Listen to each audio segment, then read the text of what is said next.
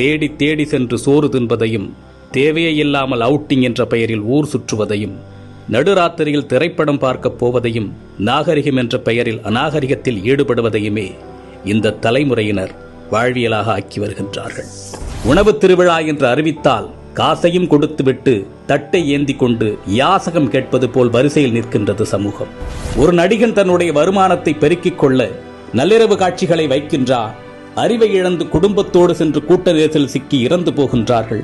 அதை பற்றி கவலைப்படாமல் தன்னுடைய வசூல் கணக்கை பார்த்து கொண்டிருக்கின்ற ஒரு நடிகனை தலையில் தூக்கி வைத்து வசூல் மன்னன் என்று கொண்டாடி கொண்டிருக்கின்றது இந்த சமூகம். பேசத் தெரியாத குழந்தைகளின் கையில் அலைபேசியை கொடுத்து அதை பெருமையாக பார்த்து ரசிக்கின்றது சமூகம். இரவு 2 மணிக்கு மிட்நைட் பிரியாணியை குடும்பத்தோடு சென்று சாப்பிடுவது கௌரவமாகிவிட்டது. நீங்கள் உங்கள் குழந்தைகளுக்கு உணவு கொடுக்கவில்லை, ஸ்லோ பாய்சன் கொடுக்கின்றீர்கள். உங்கள் தலைமுறையை மலடாக்குவதற்கு மருந்து கொடுத்துக் கொண்டிருக்கின்றீர்கள். பிள்ளையை பெற்ற பெற்றோர்களே, நம்மில் பலர் பிள்ளைகளை உருவாக்கவில்லை, நிறைய வருமானம் கொடுக்கும் ஜெர்சி மாடுகளை உருவாக்கி கொண்டிருக்கின்றோம். உங்களில் எத்தனை பேரின் பிள்ளைகளுக்கு அறிமுகமில்லாத ஒரு மனிதரிடம் 10 நிமிடம் உரையாட தெரியும்? சொல்லிக் கொடுத்திருக்கின்றீர்களா? இனி சொல்லிக் கொடுங்கள். உங்களில் எத்தனை பேரின் பிள்ளைகளுக்கு தன்னம்பிக்கைக்கும் தலைகணத்திற்கும் உள்ள வேறுபாடு தெரியும்? சொல்லிக் கொடுத்திருக்கின்றீர்களா? இனி சொல்லிக் கொடுங்கள். உங்களில் எத்தனை பேரின் பிள்ளைகளுக்கு நம் தாய்மொழியில் தமிழில் தொடர்ந்து ஒரு 5 நிமிடம் பிற மொழி கலவாமல் பேச தெரியும்? சொல்லிக் கொடுத்திருக்கின்றீர்களா? இனி சொல்லிக் கொடுங்கள். உங்களில் எத்தனை பேரின் பிள்ளைகளுக்கு உங்களின் மாத வருமானம் தெரியும்? அதை கொண்டு எப்படி உங்கள் குடும்பத்தை நடத்துகின்றீர்கள் என்று எத்தனை பேர் உங்கள் பிள்ளைகளுக்கு சொல்லிக் கொடுத்திருக்கின்றீர்கள்? இல்லை என்றால் சொல்லிக் கொடுங்கள்.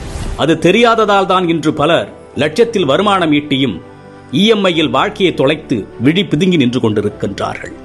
ஆண் பிள்ளைகளோ பெண் பிள்ளைகளோ, உடல் வெட்கம் என்றால் என்ன என்று சொல்லிக் கொடுங்கள்.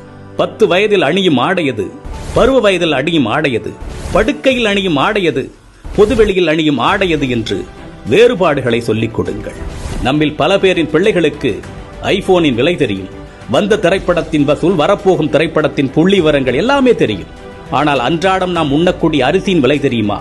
காய்கறிகளின் நிலவரம் தெரியுமா? நம் பிள்ளைகளில் பலருக்கு பில்கேட்ஸை தெரியும், எலான் மஸ்கை தெரியும். ஆனால் நம் மொழிக்காக, இனத்தின் வளர்ச்சிக்காக இன்னுயிர் துறந்த தியாக வரலாறுகளை பற்றி தெரியுமா? இன்னும் சொல்வதானால் உங்களில் எத்தனை பேர் அவர்களை நினைத்து பார்க்கின்றீர்கள்?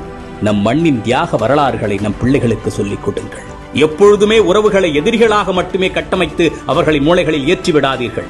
உறவுகளை ஒதுக்கத் தொடங்குங்கள் என்று அவர்களுக்கு நீங்கள் சொல்லிக் கொடுத்து விட்டால், அவர்கள் வளர்ந்துவிட்ட பிறகு அவர்கள் ஒதுக்குகின்ற முதலாவது நபர் நீங்களாக தான் இருப்பீர்கள். வாழ்க்கை என்பது வெறும் கேளிக்கையும் வேடிக்கையும் பணம் ஈட்டுவதும் ஆடம்பரமும் மட்டுமல்ல, அது மன நிறைவாக வாழ்வது. அது எப்படி என்று குழந்தைகளுக்கு கற்றுக் கொடுங்கள். இந்த மனித சமுதாயத்திற்கு பெற்றோர்களாகிய நீங்கள் செய்யக்கூடிய மிகப்பெரிய கடமையே உங்கள் பிள்ளைகளை அறம் சார்ந்த பிள்ளைகளாக, அறிவார்ந்த பிள்ளைகளாக உருவாக்குவதுதான். அறிவு என்பது படித்து தெரிந்து கொள்வதல்ல, ஏடுகளில் இருந்து நாம் அறிந்து கொள்வதல்ல.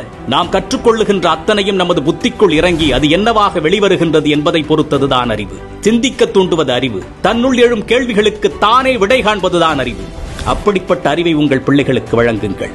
இந்த சமுதாயம் ஒரு வெற்றி சமூகமாக மாறுவதும் வீணில் சீரழிந்து போவதும் பெற்றோர்களாகிய உங்கள் கையில் தான் இருக்கின்றது. தக்கார் தகவலர் என்பது அவரவர் எச்சத்தால் காணப்படும். சிந்திப்போம். மற்றும் ஒரு பதிவில் சந்திப்போம். தமிழனாய் பிறந்தேன் என்ற பெருமையுடன் விஜய் சீதாராமன்.